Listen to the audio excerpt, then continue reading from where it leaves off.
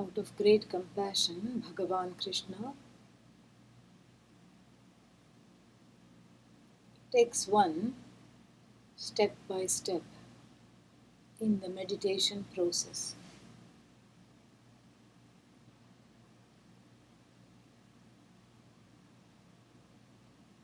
The first step, of course, is firming the seat. The seat should be stable, comfortable, from which one doesn't need to move or wriggle too much during the meditation. Establishing the seat itself takes a little time because one is not really used to sitting still. But once it is established over a period of practice, it is called an accomplishment, asana siddhihi.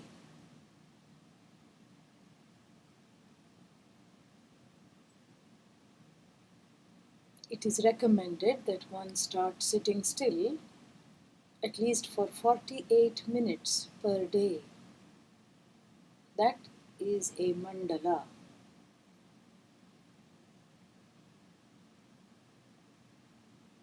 If you are able to achieve stillness in the body for 48 minutes, you have asana siddhi.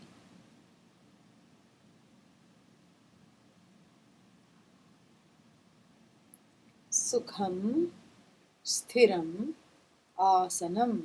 The seat is firm, comfortable, but stable.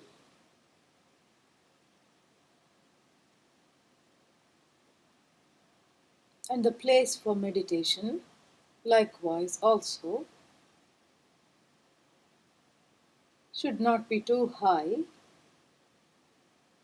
because there will be a fear of falling and one will not be able to go too deep, and should not be too low like inside a pit, because then again there is a fear of perhaps feeling enclosed. The traditional seat for the meditation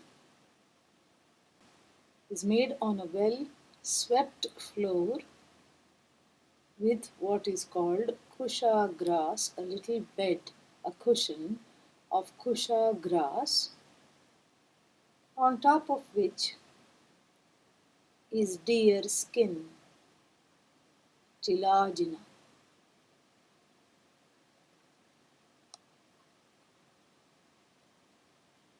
The deer, of course, would have died a natural death. The deer skin is sacred because the deer symbolizes everything that is gentle, non-harming, non-interfering, and calm. This tells us the kind of temperament that one must have going into the meditation. The deer skin is also seen as a purifier. So sitting on the deer skin, which is immune to insects, one feels safe, one feels pure, and one is in a mood to meditate.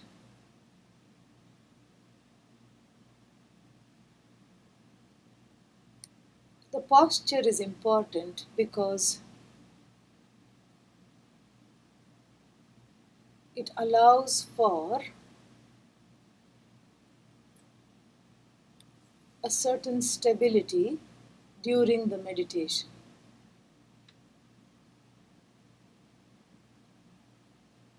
Samam kaya shirogrivam. Kaya, body. Shiraha, head. Griva, neck. The head, neck, and the body, the spine, are in a single straight line.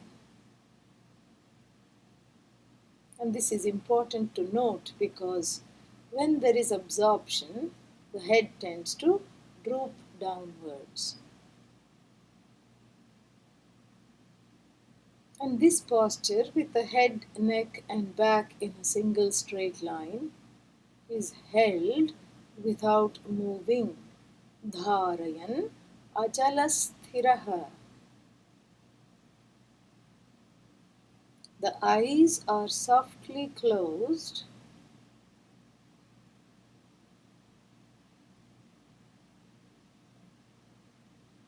The hands are gently clasped on the lap with the thumbs touching. This again gives a certain stability. The gaze is soft. The eyeballs under the closed eyelids do not flutter or go from side to side. They are focused gently forward and downwards as though one would be looking at the tip of one's nose. Sampreksha nasikagram swam dishascha anavalokayan.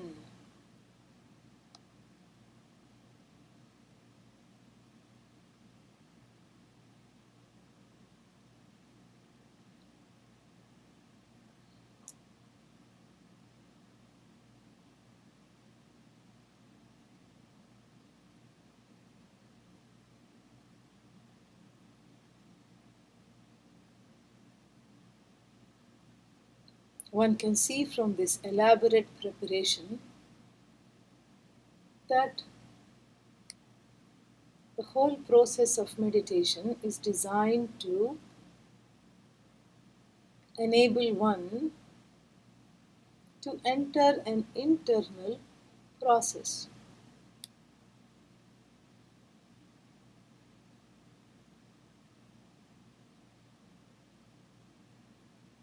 Then, after that, one stabilizes the breathing in the next step. Ideally, the breath is not forced, one is not breathing too hard, and again, the breath is not too shallow. The idea is generally the length of the inhalation is roughly the same as the length of the exhalation.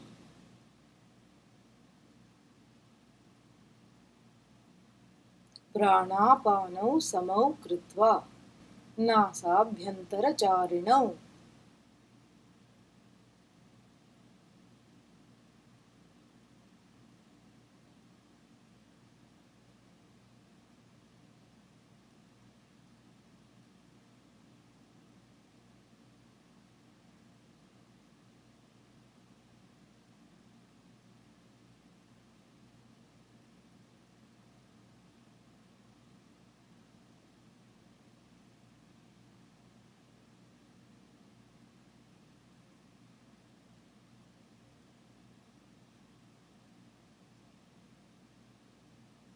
Stabilizing the breathing in this manner seems to have an effect again on the posture and on the general temperament.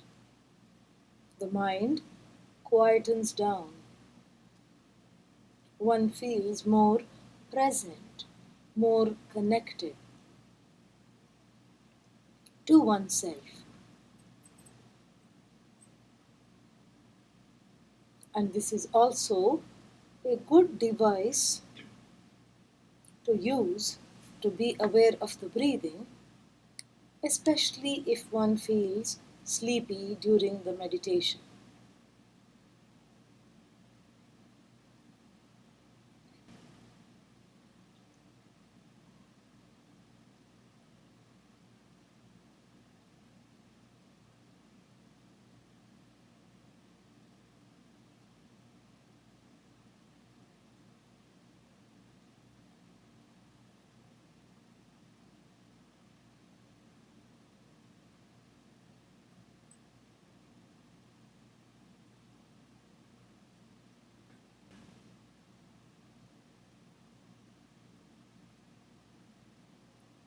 The next step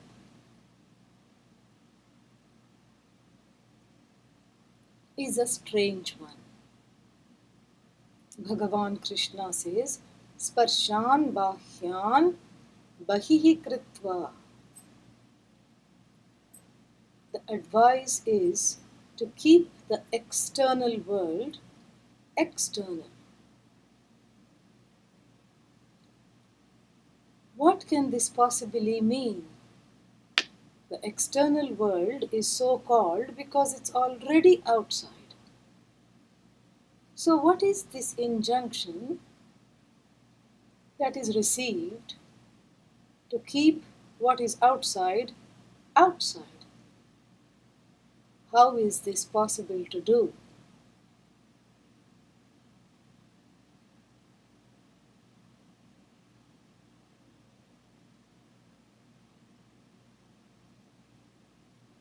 I visualize a range of mountains.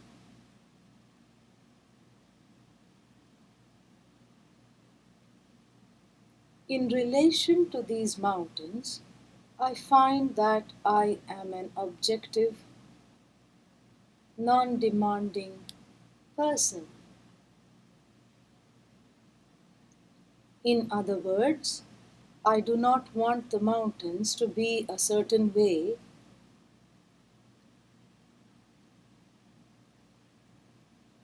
I do not expect them to be of a certain height. I'm just happy looking at them as they are. The mountains do not evoke a strong response in terms of my expectations.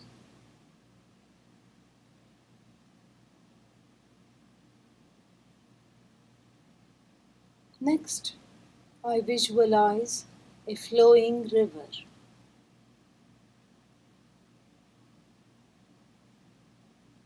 Again, in relation to the river, the heart is open, perhaps even joyous. I find that I'm an appreciative, non demanding person in connection to the river.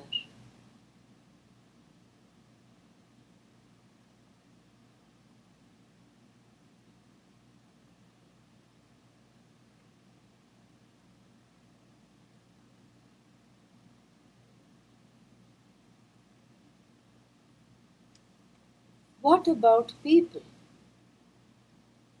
Can I have this demeanor? Can I retain this feeling of being an objective, non demanding person with relation to people?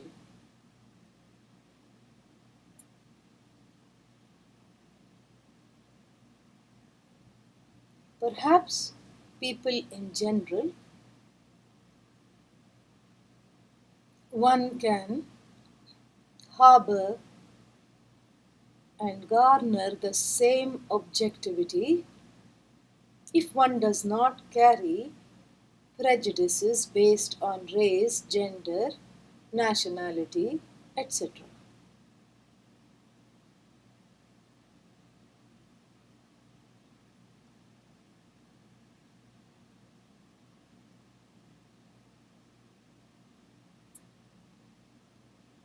What about people that are close to me?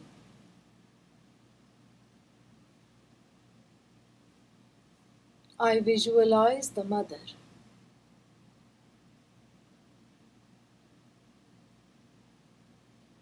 This is exactly how she was or is in my perception.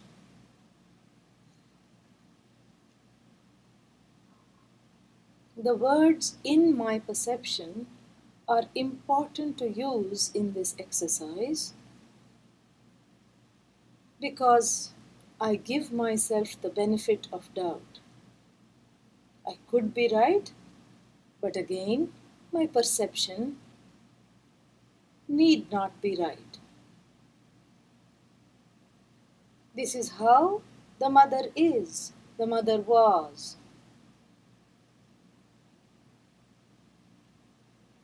Retaining the care and love I have for the mother, I let go of expectations that she should be different, she should have been different.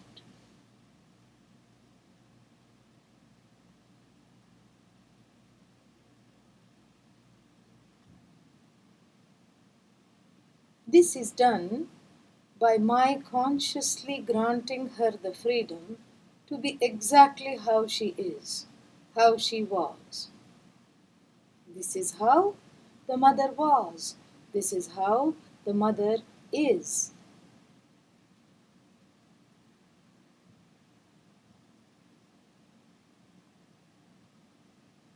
Father. This is exactly how he was or is in my perception.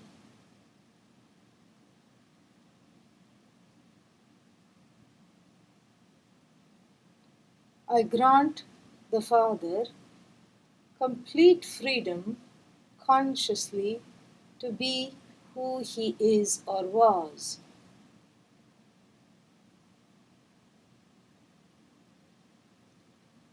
In so doing, I gain freedom with regard to the unrequited expectations in connection with the Father.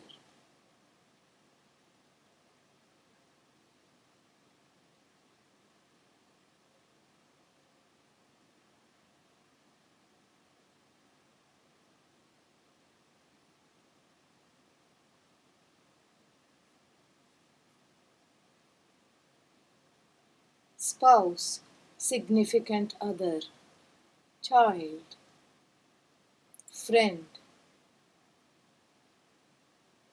anybody in your life right now, do the same thing.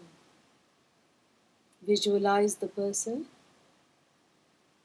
This is exactly how they are in my perception. Acknowledge that. Consciously grant them the freedom to be who they are.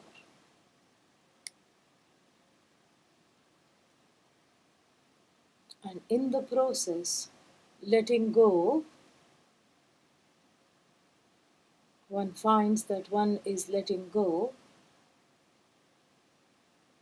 of the hold of expectations with regard to the person.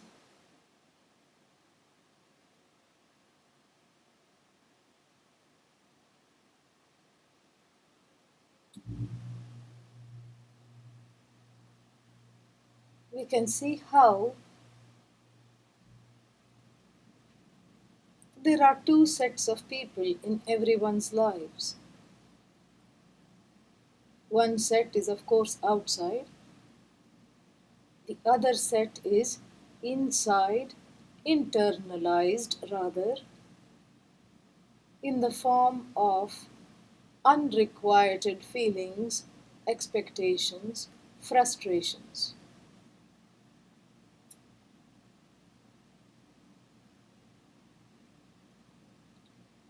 The step of taking the time to grant the person the freedom is important because it's a way of unloading the stowaway people from one's head.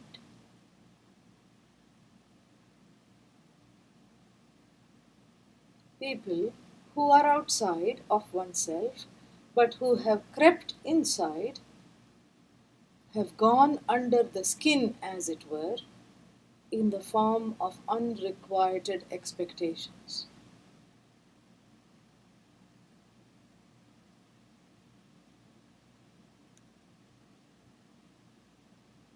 Keeping them where they belong, outside, gives a space, an inner space, which is important for meditation, important for discovering the meditator.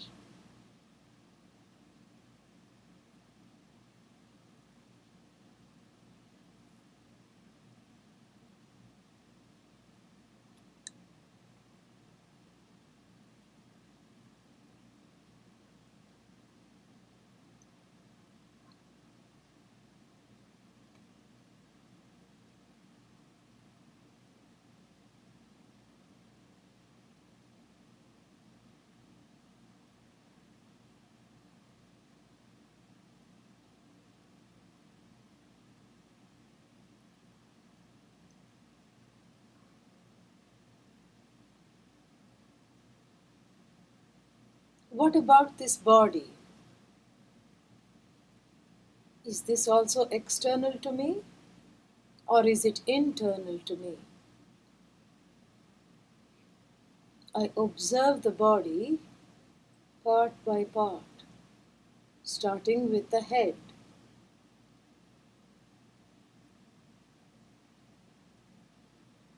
The face.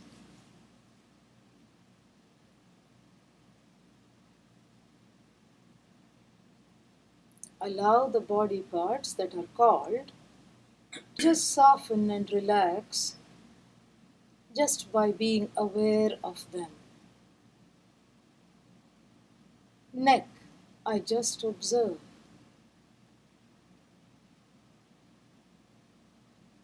Shoulders. Continuing to observe the body.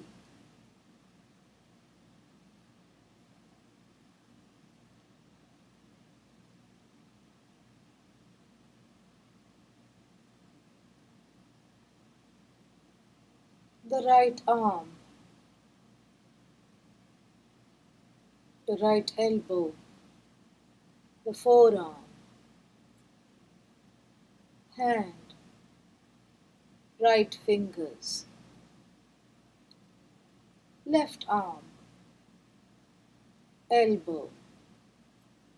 Forearm. Left hand. Fingers. The front of the torso. The chest. The stomach. The abdomen.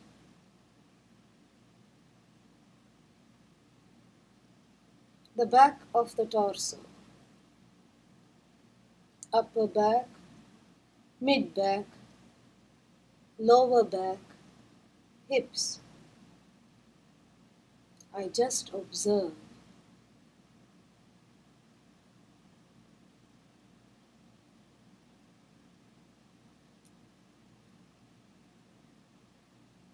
Now the legs, starting with the right side, right hip, right thigh, knee, the muscles below the knee, the calf muscles, ankle, foot, left side, left hip, left thigh, left knee, calf, ankle, foot.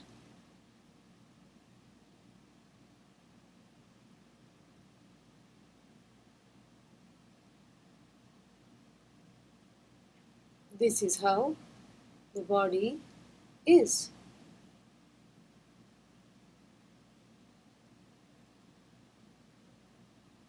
Like the people in my life,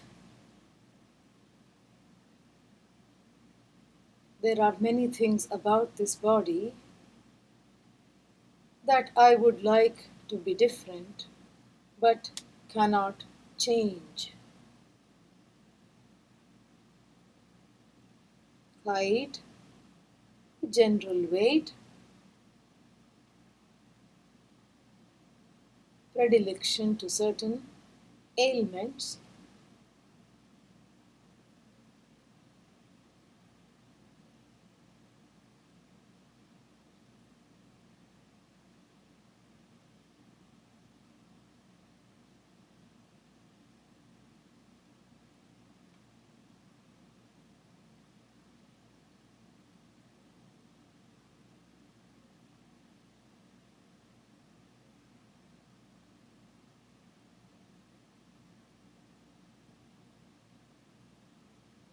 this is how the body is.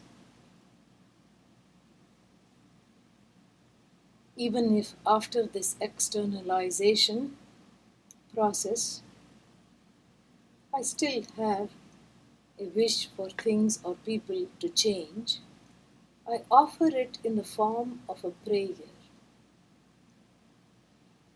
Hey Bhagavan, O Lord,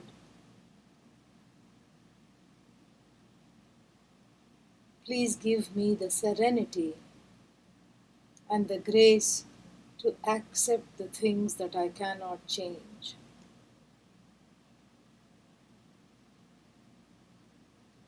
Please give me the courage to change the things that I can.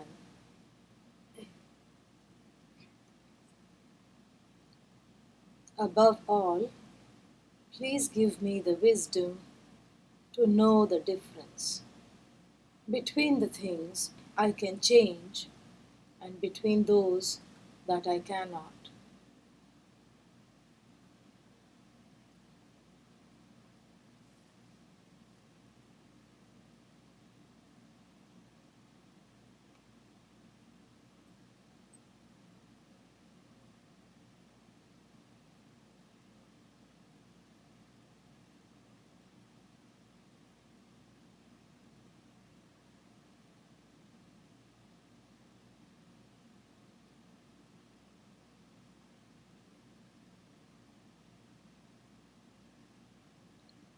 A wish that is not acted upon can cause frustration.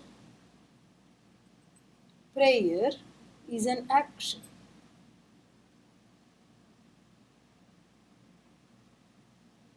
So once one has prayed, there is no frustration.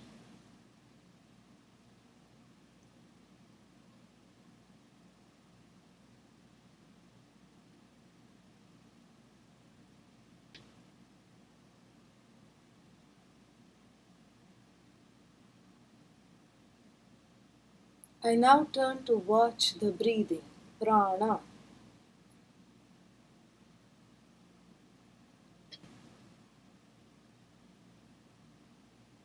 Without altering the breath, making it fast or slow, I just observe the breath.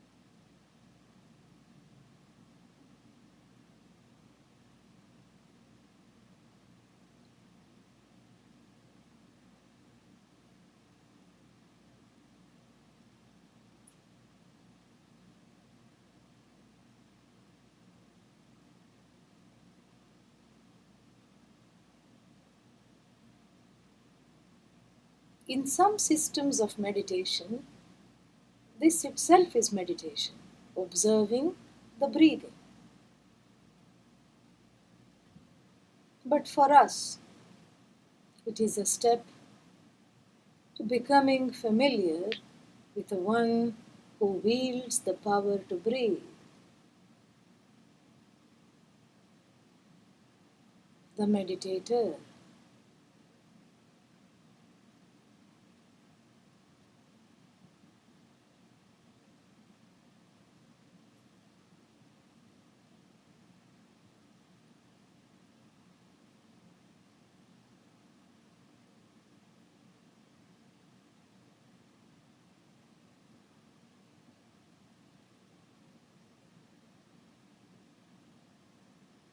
Next, I observe the senses. And for today, we will observe the sense of touch, as it is all pervasive, obtained all throughout the body. Observe the hips on the seat, on the chair. I observe legs touching one another. Hands touch one another. Clothes touch the body. Lips touch one another. The tongue touches the teeth.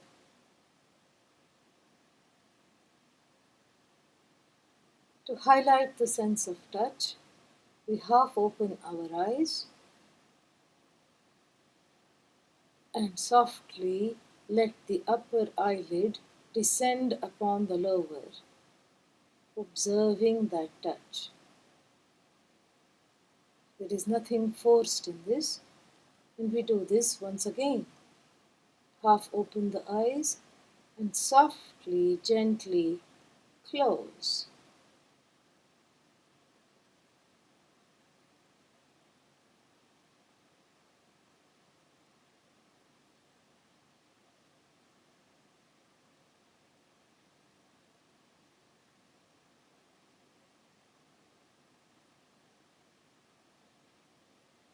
Whatever I can observe is external to me. Moving now to the mind.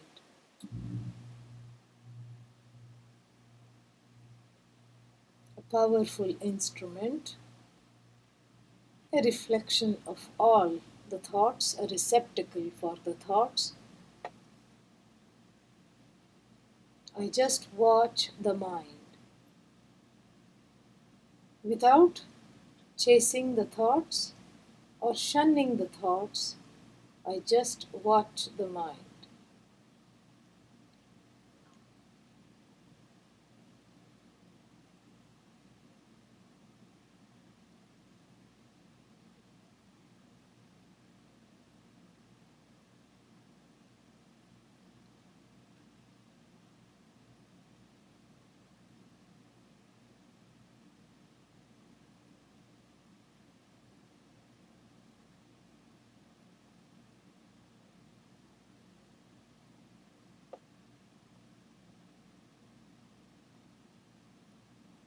A watched mind is a quiet mind.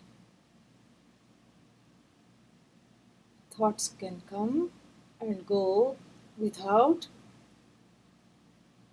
myself being involved in them.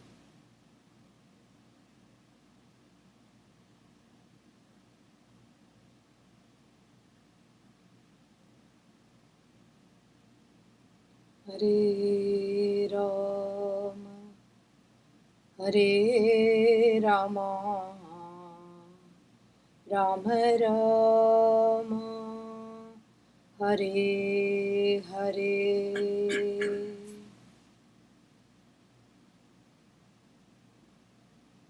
Hearing takes place. If there are words to hear and the ears are functioning, they are heard. There is no will involved in hearing. Hare Krishna, Hare Krishna, Krishna Krishna, Hare Hare.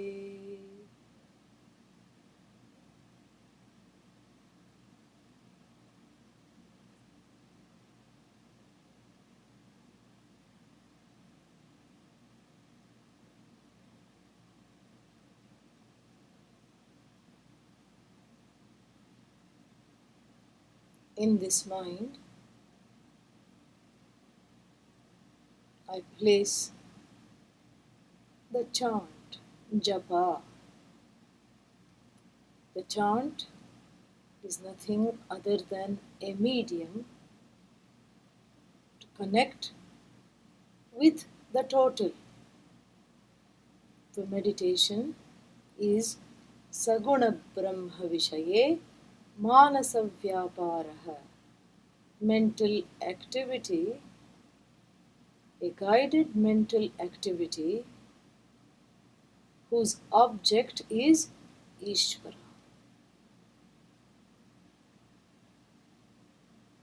The observer is Ishvara, the individual. The truth of the individual, Ishvara, the whole, the collective, the total. The individual relates to the total, just like a tree relates to the forest. The tree is the forest, is already connected to the forest, but in the process of meditation, the connection is highlighted between the individual and the total in the form of a chant.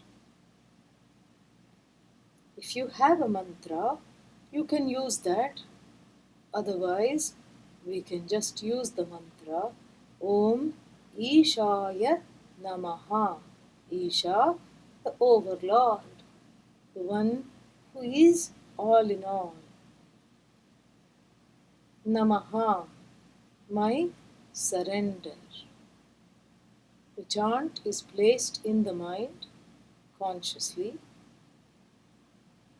The breath and the voice are not silently involved. The chant is not synchronized with the breath.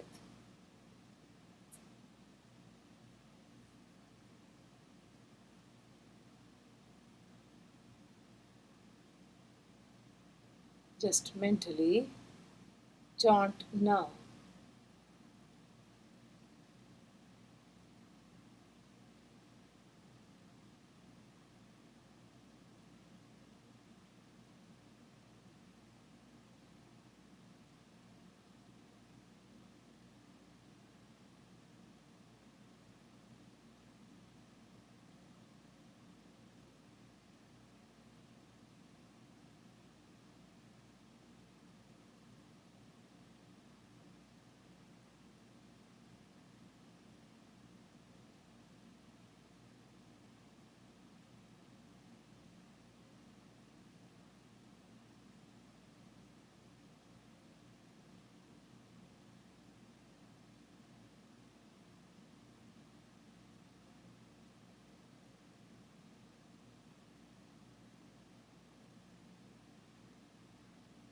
Stop chanting and observe the spaces between the chants as I chant. Om Ishaya Namaha. Om Ishaya Namaha. Om Ishaya Namaha.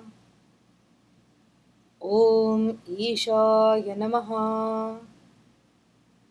Om Ishaya Namaha. Om Ishaya Namaha. Om Ishaya Namaha. Om Ishaya Namaha. Om Ishaya Namaha. Om Ishaya Namaha. Om Om Om Om Om. Chant.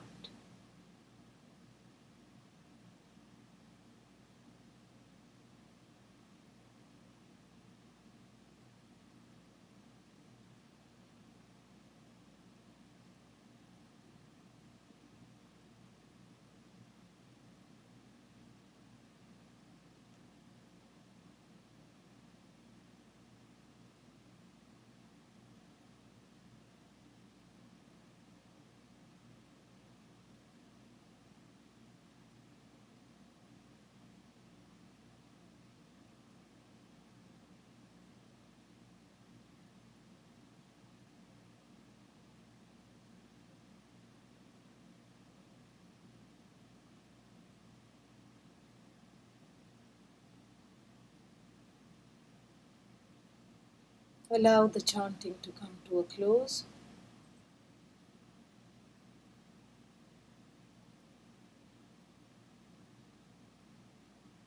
Chant takes away the difference between the observer and the observed. If the chanting is successful, there is a sense of absorption, laya. The observer, Ishvara, That which is observed, Ishvara. The chant itself, Ishvara.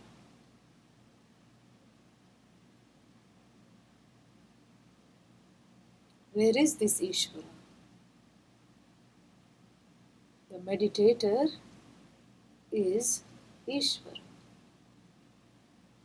The truth is Ishvara.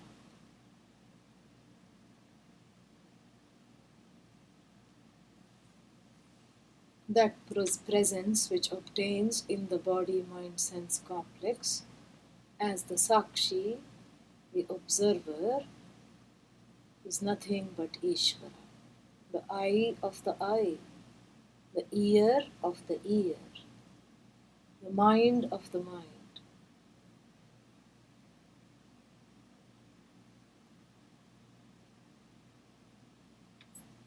Allow that presence to overpower reason, logic,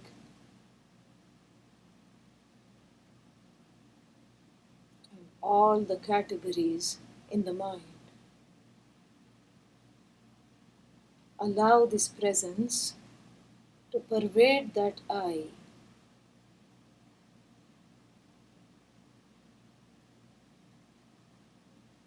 so that with every meditation one has a new rebirth, an understanding of who I am,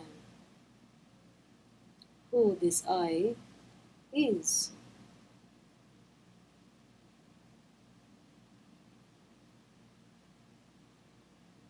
Allow the I-ness to be bathed in the presence, to melt in the presence, most sacred, most holy, that which the Sufis called the beloved because it is the most near to oneself and the most sought after by all.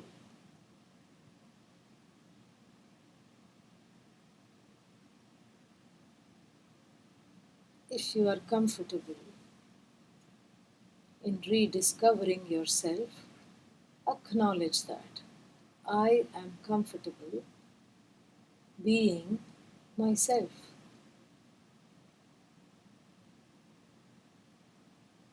which means that I do not need any comforting from the outside.